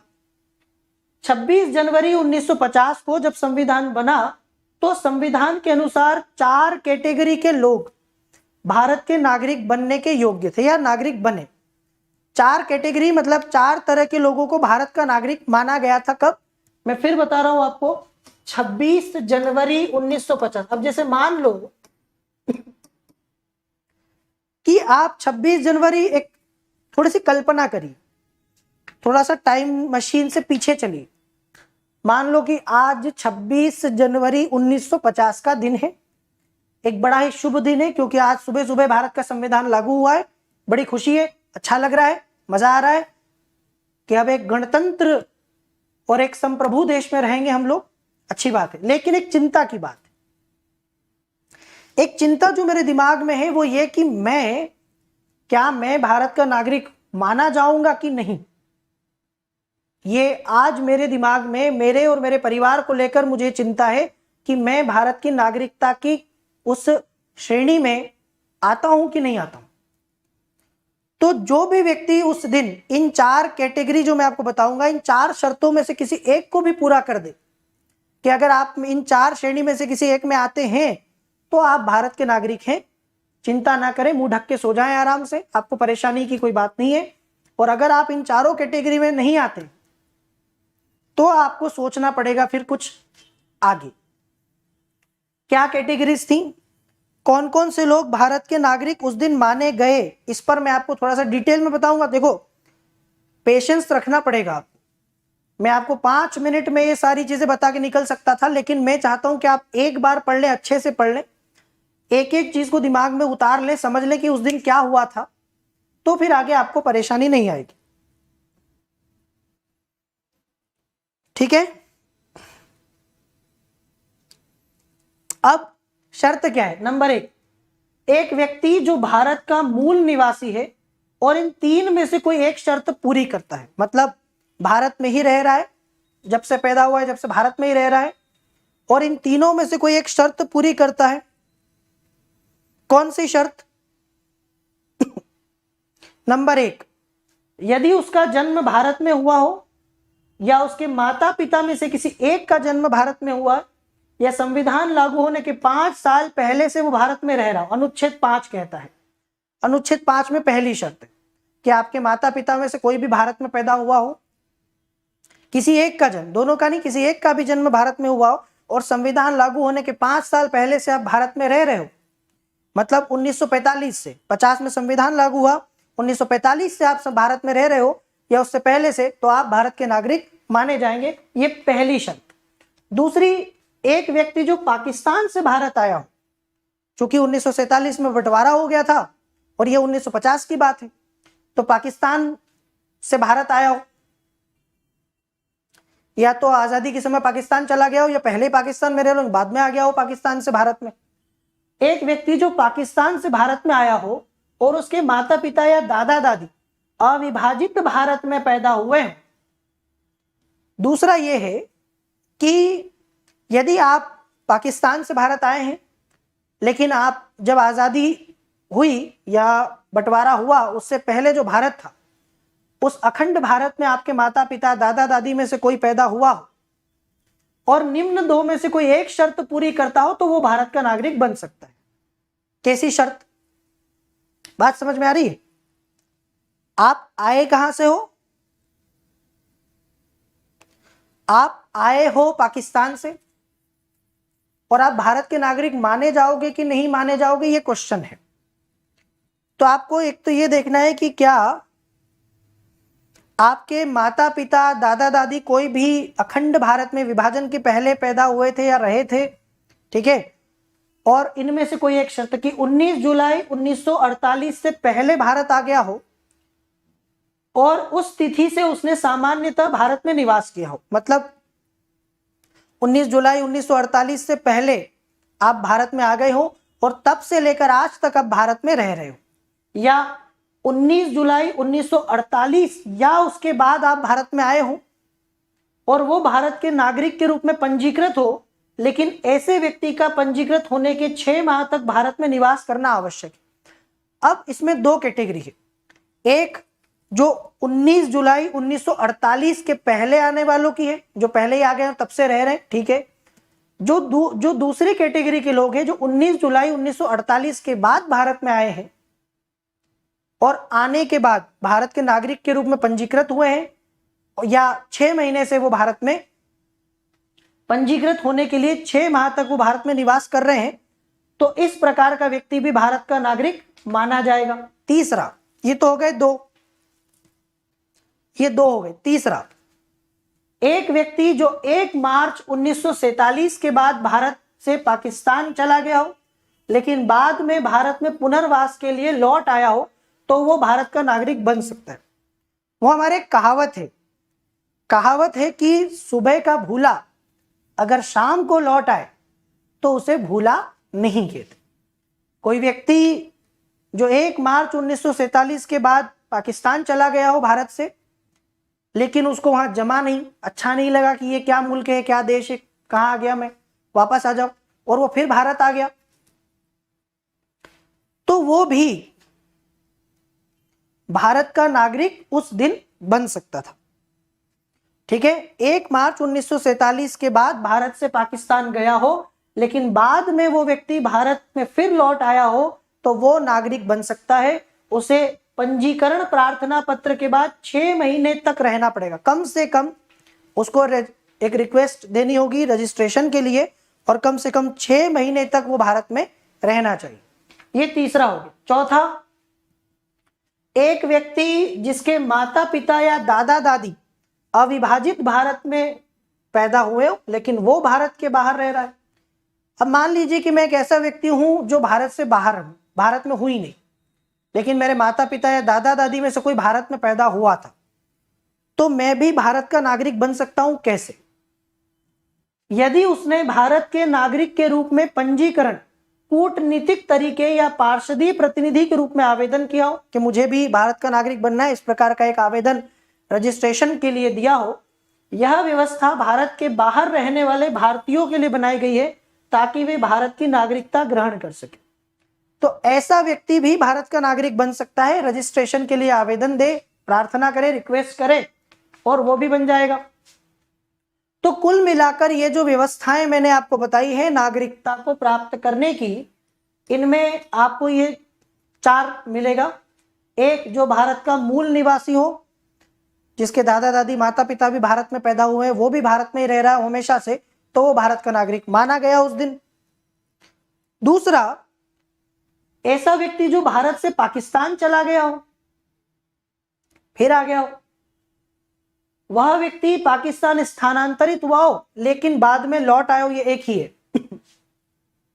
ठीक है, व्यक्ति जो पाकिस्तान से भारत आया हो, ये एक मामला है। और दूसरा मामला कि भारत से पाकिस्तान जाए और फिर लौट आए, वो भी नागरिक बन सकता है भारत का। जैसे 1947 में जब बंटवारा हुआ तो कई सारे लोग जो है वो पाकिस्तान में चले गए, कई लोग इंडिया में रह गए। तो एक जो पाकिस्तान से भारत आया और एक जो पाकिस्तान जाके वापस भारत आ गए, ये दोनों ही कैटेगरी के लोग भारत के नागरिक बनने के योग्य थे। और चौथा, भारतीय मूल का व्यक्ति जो भारत से बाहर रह रहा, जिसके दादा दादी नाना नानी माता पिता कोई भारतीय थे लेकिन वो भारतीय नहीं है, वो भी भारत का नागरिक बनने की योग्यता रखता था। तो ये मैंने आपको बताया 26 जनवरी 1950 के दिन कौन व्यक्ति भारत का नागरिक बन सकता था और कौन व्यक्ति भारत का नागरिक नहीं बन सकता था। यहां तक आपको समझ में आ गया होगा। चलिए, नागरिकता संबंधी अन्य प्रावधान और मैं आपको बता दूं जो संविधान में है। देखो, ये संवैधानिक प्रावधान है जो संविधान में दिए गए हैं, वो आपको पता होना चाहिए कि हमारे संविधान में नागरिकता से जुड़े हुए अन्य प्रावधान क्या है। वह व्यक्ति भारत का नागरिक नहीं होगा या भारत का नागरिक नहीं माना जाएगा जो स्वेच्छा से किसी अन्य देश की नागरिकता को ग्रहण कर लेगा। तो अगर मान लीजिए आपने किसी और देश की नागरिकता को अपना लिया, ठीक है, तो फिर आप भारत के नागरिक नहीं रहेंगे। वो जैसे हमारे यहाँ हिंदू विवाह अधिनियम है कि नहीं है, कि एक पत्नी के होते हुए दूसरी शादी नहीं कर सकते, वो वैध नहीं मानी जाती। अगर आपको दूसरी शादी करनी है तो आपको अपनी पहली पत्नी को तलाक देना पड़ेगा, उसके बाद ही आप दूसरी शादी कर सकते हैं, नहीं तो नहीं। तो भारत का संविधान भी कुछ ऐसा ही कि आप भारत के नागरिक हैं तो किसी और देश की नागरिकता नहीं हो सकती। और यदि आपने भारत को के अलावा किसी और देश की नागरिकता ले ली, ग्रहण कर ली, तो फिर आप भारत के नागरिक नहीं माने जाएंगे। आ गया समझ में? अब आप दो हाथों में लड्डू रख नहीं सकते, दो हाथों में लड्डू नहीं रख सकते कि आप भारत की नागरिकता भी रख लोगे और किसी दूसरे देश के नागरिक भी बन जाओगे, तो दो दो देशों की नागरिकता एंजॉय करोगे, ऐसा पॉसिबल नहीं है। प्रत्येक व्यक्ति जो भारत का नागरिक है या समझा जाता है, वह ऐसा नागरिक बना रह सकता है यदि संसद इस प्रकार के किसी विधि का निर्माण करे। फिर संसद के ऊपर है, संसद कोई कानून बनाए तो वो आपको नागरिकता दे या सकती है, वंचित भी कर सकती कानूनों के द्वारा। संसद को यह अधिकार है कि वह नागरिकता के अर्जन और समाप्ति के और नागरिकता से संबंधित अन्य सभी विषयों के संबंध में विधि बना सकती है। तो आखिरकार मैंने आपसे कहा कि यह शक्ति संसद के पास है कि वो नागरिकता को प्राप्त करने और खोने के कानून बनाए। अब आप ये जो पढ़ते हैं ना अधिनियम, अभी इसी अधिनियम में संशोधन हुआ है, नागरिकता अधिनियम 1955। नागरिकता अधिनियम 1955 संविधान के लागू होने के बाद हमारे देश की नागरिकता की प्राप्ति मतलब अर्जन और समाप्ति। किसी को नागरिकता लेनी हो भारत की, या कोई व्यक्ति भारत का नागरिक कैसे बन सकता है, तो ये अर्जन माना जाएगा। और नागरिकता जाएगी या छोड़ना है उसको, या वो नहीं छोड़ रहा फिर भी चली जाएगी, इसे समाप्ति कहते हैं। तो ये उपबंध संविधान के लागू होने के बाद ये अधिनियम करता है। मूल रूप से नागरिकता अधिनियम 1955 ने भी राष्ट्रमंडल नागरिकता प्रदान की है, लेकिन इस प्रावधान को नागरिकता संशोधन अधिनियम 2003 के द्वारा निरस्त कर दिया गया था। तो पहले तो यह था कि राष्ट्रमंडल देशों के नागरिक भी नागरिक माने जाएं या नागरिकता ले सकते हैं, इसको हटा दिया गया। अब तो सबसे पहले हम बात करते हैं, चलिए इस बारे में कि भारत की नागरिकता मिलेगी कैसे। आप भारत के नागरिक हो, मैं भारत का नागरिक हूं, तो हम भारत के नागरिक कैसे बने? आप कहोगे कि हमारा जन्म भारत में हुआ इसलिए हम भारत के नागरिक। तो क्या हर वो व्यक्ति जिसका जन्म भारत में होगा वो नागरिक माना जाएगा? ऐसा नहीं। हर वो व्यक्ति जिसका जन्म भारत से बाहर हो, क्या वो भारत का नागरिक नहीं हो सकता? ऐसा भी नहीं। तो आखिरकार क्वेश्चन ये है कि भारत की नागरिकता का अर्जन, या हम इंग्लिश में कहते हैं एक्विजिशन ऑफ सिटीजनशिप, किसी व्यक्ति को नागरिकता कैसे मिल सकती भारत की? 5 तरीकों से। नागरिकता अधिनियम 1955 बताता है कि 5 वो तरीके हैं जिससे कोई व्यक्ति भारत का नागरिक बन सकता है। जैसे जन्म के द्वारा, बाय बर्थ, कैसे इसको देखेंगे? वंशानुगत, बाय डिसेंट। पंजीकरण, बाय रजिस्ट्रेशन। प्राकृतिक, बाय नेचुरलाइजेशन। और समाविष्ट करके मतलब bye incorporation of any territory, किसी इलाके को अपने इलाके में शामिल करके। इन 5 तरीकों से भारत की नागरिकता मिल सकती है। सबसे पहले मैं आपको जन्म से बताता हूं। जन्म से भारत की नागरिकता कैसे को? भारत में 26 जनवरी 1950 को या उसके बाद, लेकिन 1 जुलाई 1947 से पूर्व जन्मा व्यक्ति अपने माता पिता के जन्म की राष्ट्रीयता के बावजूद भारत का नागरिक होगा। मतलब ऐसा कोई व्यक्ति जो भारत में 26 जनवरी 1950 को जन्मा हो या परंतु 1 जुलाई 1947 से पहले जन्मा, 1 जुलाई 1947 से पूर्व या 26 जनवरी 1950 को, वो व्यक्ति भारत का नागरिक माना जाएगा माता पिता के जन्म की राष्ट्रीयता के बावजूद। ये पहला प्रावधान है। अभी इसको धीरे से और डिटेल में समझते हैं। भारत में 1 जुलाई को या उसके बाद जन्मा व्यक्ति केवल तभी भारत का नागरिक माना जाएगा यदि उसके जन्म के समय उसके माता पिता में से कोई एक भारत का नागरिक हो।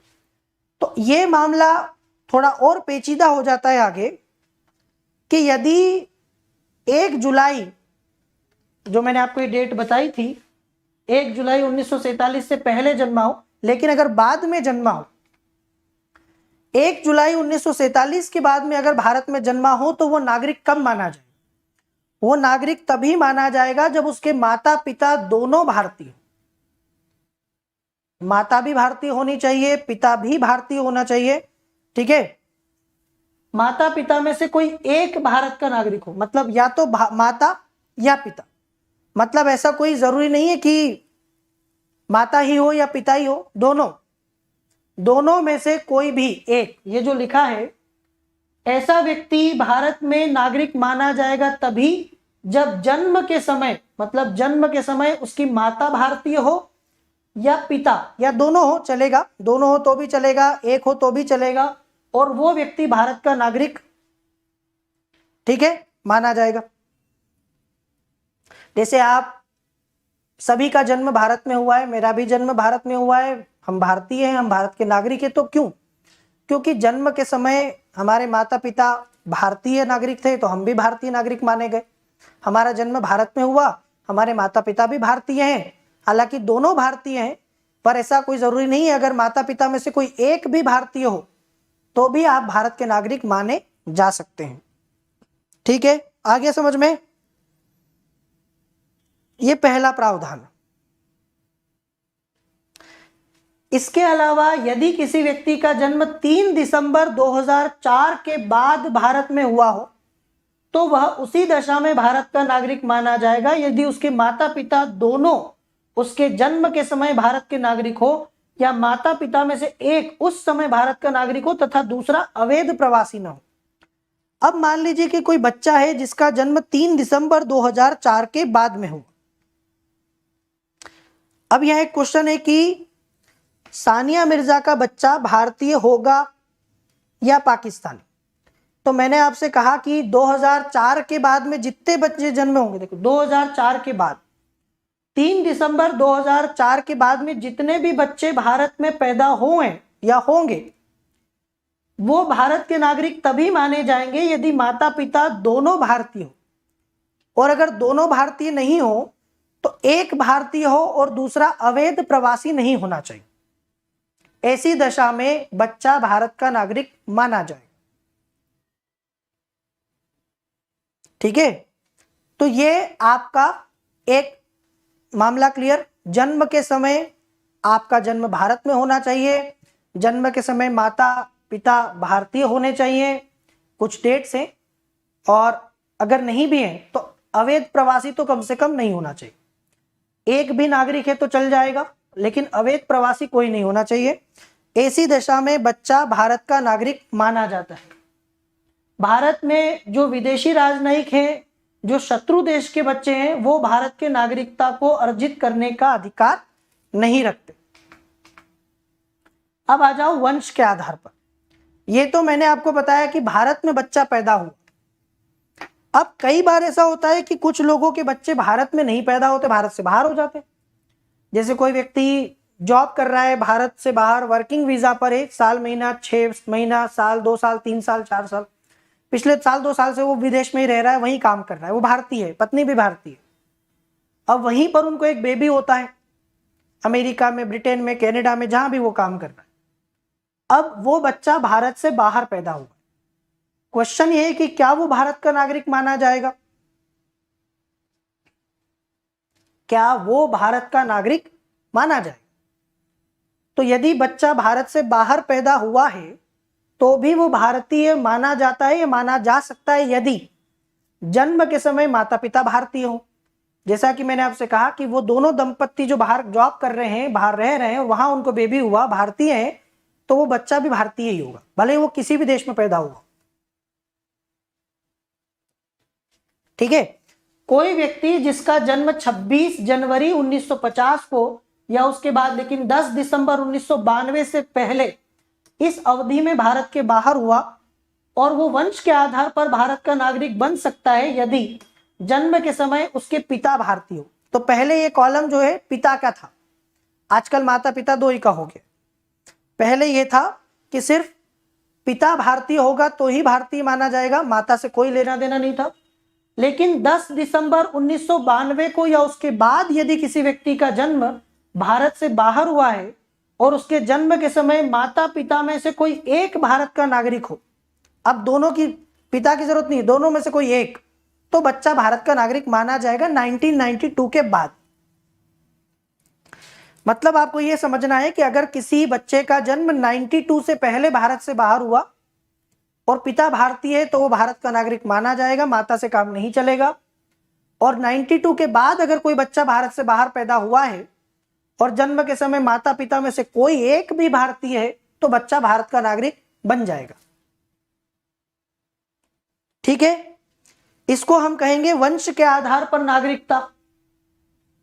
3 दिसंबर 2004 के बाद भारत से बाहर जन्मा कोई व्यक्ति वंश के आधार पर भारत का नागरिक नहीं हो सकता यदि उसके जन्म के 1 वर्ष के भीतर भारतीय कांसुलेट में उसके जन्म का पंजीकरण न करा दिया गया हो या केंद्र सरकार की सहमति से उक्त अवधि के बाद पंजीकरण न हुआ। मतलब 2004 में सरकार ने एक और संशोधन किया कि अगर आपका बच्चा 2004 के बाद भारत से बाहर पैदा हुआ है और पैदा होने के बाद आपने एक वर्ष 1 साल के अंदर अंदर उसका आपने इंडियन एम्बेसी में पंजीकरण नहीं करवाया, रजिस्ट्रेशन नहीं करवाया, तो वो भारत का नागरिक नहीं बन पाएगा। भले ही माता पिता भारतीय हो तब भी उनको उस बच्चे का रजिस्ट्रेशन कराना पड़ेगा, नहीं तो वो भारत का नागरिक माना नहीं जाएगा। मेरी बात समझ में आ रही है आपको? तो ये 2004 के बाद का प्रावधान है। इस प्रकार बच्चे का भारतीय कॉन्सुलेट में पंजीकरण कराते समय आवेदन पत्र में माता पिता को इस आशय का शपथ पत्र देना होगा कि उनके बच्चे के पास किसी अन्य देश का पासपोर्ट नहीं है। तो उन्हें बताना पड़ेगा कि हमारा बच्चा किसी देश का नागरिक नहीं है और इसे हम भारतीय नागरिक के रूप में पंजीकृत करवाना चाहते हैं। पुनः एक नाबालिग जो वंश के आधार पर भारत का नागरिक है, साथ ही वह किसी अन्य देश का भी नागरिक है, उसकी भारतीय नागरिकता समाप्त हो जाएगी। अगर मान लीजिए कि कोई नाबालिग जो 18 साल का भी नहीं हुआ है और वो भारत का नागरिक है लेकिन किसी और देश का नागरिक भी वो है, तो उसकी भारतीय नागरिकता समाप्त हो जाएगी जब तक कि वह अन्य देश की नागरिकता या राष्ट्रीयता का परित्याग वयस्क होने के 6 माह के अंदर नहीं कर देता। तो मैं आपको एक एग्जांपल दे देता हूं कि मान लो एक बच्चा है 10 साल का और वो वंश के आधार पर भारतीय नागरिक होने का पात्र है, भारत से बाहर है, लेकिन वो किसी और देश का नागरिक भी है। वो बच्चे के पास 2 नागरिकता हो गई। अब जैसे ही वो 18 साल का होगा उसको उस देश की नागरिकता छोड़नी पड़ेगी 6 महीने के अंदर अंदर। जिस दिन वो 18 साल का होगा 6 महीने के अंदर अंदर उसको उस देश की नागरिकता छोड़नी पड़ेगी। नहीं छोड़ेगा तो भारतीय नागरिकता गई। अगर वो चाहता है कि जीवन भर भारतीय नागरिक बना रहे तो अपने 18 साल पूरे होने के 6 महीने के अंदर अंदर वो उस देश की नागरिकता को छोड़ दे। ठीक है, ये मैंने जो आपको बताया है, ये मैंने आपको बताया है नागरिकता को कैसे वंश के द्वारा हासिल किया जा सकता है। कुछ भी नहीं, एकदम सिंपल तरीके से मैं आपको बता देता हूं। जन्म के द्वारा नागरिकता लेनी हो तो बच्चे का जन्म भारत में होना चाहिए और जन्म के समय माता पिता में से कोई एक भारतीय नागरिक होना चाहिए। वंश के द्वारा नागरिकता चाहिए तो बच्चे का जन्म भारत से बाहर होना चाहिए और जन्म के समय माता पिता में से कोई एक भारत का नागरिक होना चाहिए और उन्हें अपने बच्चे का रजिस्ट्रेशन कराना चाहिए 1 साल के अंदर, तो वो भारतीय नागरिक माने जाएंगे।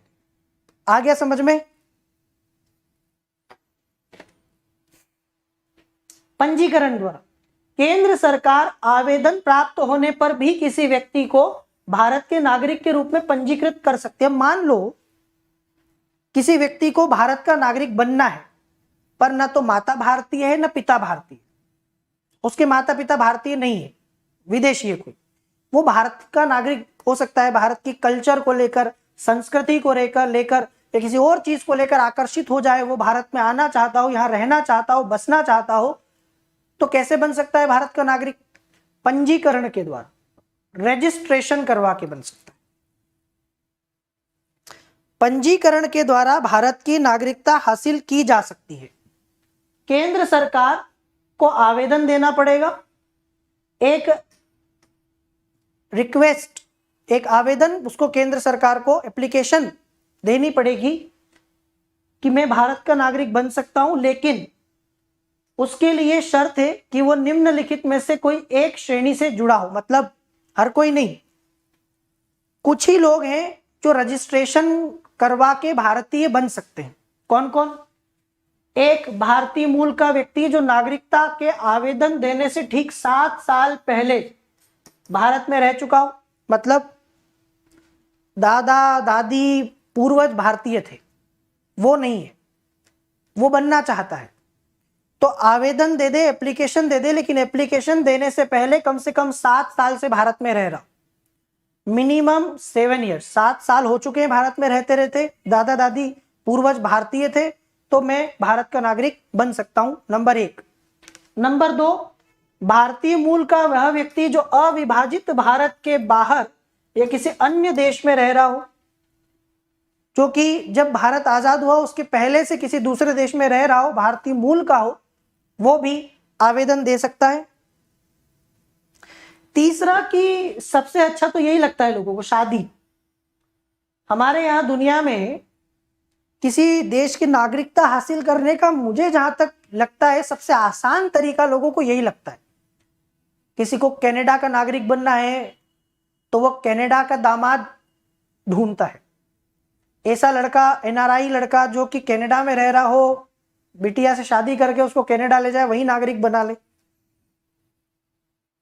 तो अमेरिका में जैसे ग्रीन कार्ड चलता है, तो कई सारे लोग इस फिराक में रहते हैं कि अमेरिका के किसी शख्स से विवाह हो जाए, शादी हो जाए और वहां पर फिर जीवन भर आराम से अपना रहे।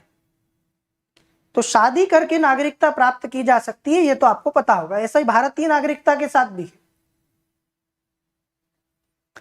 ठीक है, अगर कोई व्यक्ति जिसने भारत के किसी नागरिक से शादी कर ली हो और पंजीकरण के लिए प्रार्थना पत्र देने से पहले 7 साल से भारत में रह रहा, शादी कर ली, शादी करने के बाद 7 साल हो चुके हैं भारत में रहते रहते, अब वो एप्लीकेशन दे सकता है।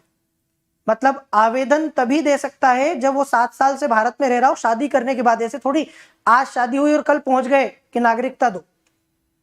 कम से कम 7 साल से आप यहां रह रहे हो शादी के बाद से, तो आपको नागरिकता मिल सकती है, पंजीकरण आपका हो सकता है। ठीक है, तो ये 7 साल वाला कॉलम याद रखना। फिर भारत के नागरिक के नाबालिग बच्चे, जो भारतीय नागरिक मैंने आपको बताया था अभी, जो विदेश में रह रहे हैं, वो अपने नाबालिग बच्चों का पंजीकरण करा सकते हैं और उन्हें नागरिक बना सकते हैं। कोई व्यक्ति जो पूरी आयु तथा क्षमता का हो और उसके माता पिता भारत के नागरिक के रूप में पंजीकृत हो, मतलब वो ना हो लेकिन माता पिता भारतीय हो, वो वयस्क हो और वो भारत का नागरिक बनना चाहता हो, तो वो भी पंजीकरण के द्वारा, आवेदन के द्वारा बन सकता है। कोई व्यक्ति जो पूरी आयु और क्षमता का हो और वह या उसके माता पिता स्वतंत्र भारत के नागरिक के रूप में पंजीकृत हो, या वह पंजीकरण का इस प्रकार का आवेदन देने से 12 महीने से साधारणतः निवास कर रहा हो, ऐसा व्यक्ति भी भारत का नागरिक बन सकता है। जिसके माता पिता एक आजाद भारत के नागरिक के रूप में रजिस्टर्ड है, पंजीकृत है, और वो भी कम से कम 12 महीने से आवेदन देने के पहले भारत में रह रहा हो।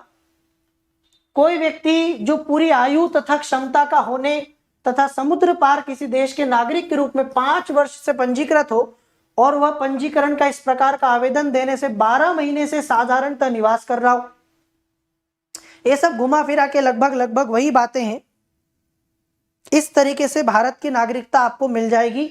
अगर आप वयस्क हैं, आपकी आयु, आप एडल्ट हैं, 18 साल से ऊपर हैं, अपनी पूरी क्षमता या अपने पूरे होशो हवास में आप ऐसा कुछ फैसला लेते हैं, एक व्यक्ति जन्म से भारतीय मूल का माना जाएगा यदि वह या उसके माता पिता में से कोई अविभाजित भारत में पैदा हुआ हो या 15 अगस्त 1947 के बाद भारत का अंग बनने वाले किसी भू क्षेत्र के निवासी हो। अब एक जो आप बार बार टर्म पढ़ते हैं, भारतीय मूल का व्यक्ति, पर्सन ऑफ इंडियन ओरिजिन, तो भारतीय मूल का व्यक्ति कौन माना जाता है? भारतीय मूल का व्यक्ति किसको बोलेंगे? जिसके माता पिता में से कोई आजादी के पहले भारत में पैदा हुए हों या 15 अगस्त 1947 के बाद भारत में पैदा हुए हों, वो भारतीय मूल का माना जाएगा। उपरोक्त सभी श्रेणियों के लोगों को भारत के नागरिक के रूप में पंजीकृत होने के बाद निष्ठा की शपथ लेनी होगी। अब अगर आपने भारतीय नागरिकता के लिए आवेदन दिया है या आप बन गए, तो आपको निष्ठा की शपथ लेनी पड़ेगी, ठीक है, भारत में नागरिक के रूप में। अब यह कि बिना नागरिकता कैसे 7 साल रह सकता है? क्यों नहीं रह सकता? वीजा के द्वारा रहा जा सकता है। आपको अधिकार नहीं होंगे भारत में नागरिकों को जो प्राप्त है वो, लेकिन आप रह सकते हैं भारत में। ऐसा नहीं है 7 साल क्या, 7 साल से ज्यादा भी रह सकते हैं। बहुत सारे लोग ऐसे होते हैं जो एक देश में या दूसरे देश में कई सालों रहते बिना नागरिकता के। तो ऐसा थोड़ी कि आपको बाहर कर देंगे देश से अगर नागरिक नहीं है तो। आपके पास अगर दस्तावेज है, वीजा है, आपके पास अनुमति है रहने की, तो आप देश में रह सकते हैं। पर मैंने फिर कहा कि नागरिकता के बिना आपको अधिकार नहीं मिलेंगे कुछ। समझ में आई मेरी बात? वोट देना वगैरह ये सब आपको नहीं मिलेगा। तो पंजीकरण तक मैंने आपको बता दिया। कल जो अगला सेशन होगा, इसके आगे हम लोग अगले सेशन में पढ़ेंगे अब जो नागरिकता प्राप्त करने के 2 और तरीके हैं वो, और नागरिकता जाने के 3 तरीके जो हैं वो, और उसके आगे का पूरा मामला मैं आपको कल बताऊंगा। आज आपने सेशन का टाइम हमारा लगभग हो चुका है। लाइक करना ना भूलें यार, प्लीज लाइक करिए। मैं ये चीज समझ नहीं पाता कि इतने सारे बच्चे क्लास देखते हैं, लेकिन मुट्ठी भर बच्चे ही क्यों क्लास को लाइक करते हैं, जब आपको पता है कि ये चीज आपके फायदे के लिए है या आपको काम आएगी। तो जो एडुकेटर आपके लिए इतनी मेहनत करते हैं उनको अप्रिशिएट किया करिए, ठीक है। तो आप सभी लोग डेली 12 बजे इस क्लास को अटेंड कर सकते हैं। 12 बजे से क्लास लाइव होती है। अभी हमारा नागरिकता वाला भाग चल रहा है, भाग संविधान का ये भाग 2 है। आप सभी को पता है कि धीरे धीरे धीरे हम लोग पूरा कॉन्स्टिट्यूशन, ठीक है, यहां पर ऐसे पढ़ने वाले हैं।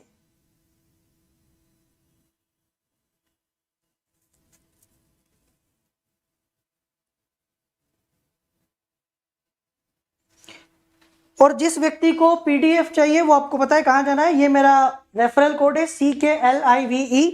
अगर आपको सब्सक्रिप्शन लेना हो किसी भी समय, अनअकैडमी का कोई भी सब्सक्रिप्शन आपको लेना हो तो CKLIVE ये मेरा रेफरल कोड है, इसको यूज कीजिए।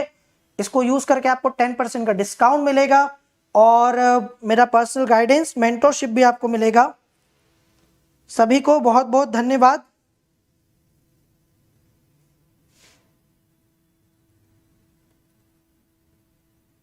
Thanks for watching.